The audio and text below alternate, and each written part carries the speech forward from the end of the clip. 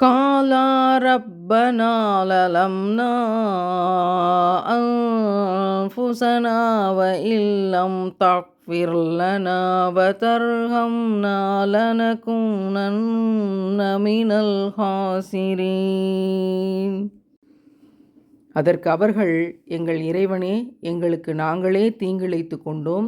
நீ எங்களை மன்னித்து கிருபை செய்யாவிட்டால் நிச்சயமாக நாங்கள் நஷ்டமடைந்தவர்களாகி விடுவோம் என்று சொன்னார்கள்.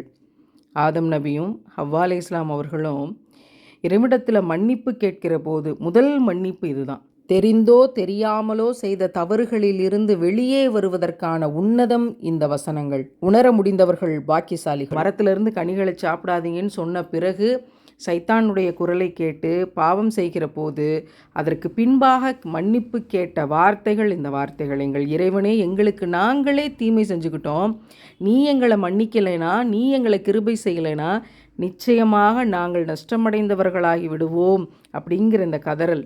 அதற்கு இறைவன் மன்னிப்பு வழங்கிய அந்த மகத்துவம். நாம் இன்றைக்கு என்ன பாவங்கள் செய்தாலும் நமக்கு நாமளே தீமை செஞ்சுக்கிட்டோம்ல அப்படின்னு நினச்சி கதறுகிற போது நம்ம அதிலிருந்து மீட்டு கொண்டு வர்ற ஆகப்பெரிய மகத்துவம், மேஜிக், மிராக்கிள் இந்த வசனங்கள். இறைவன் நம் பாவங்களை மன்னிப்பானாக.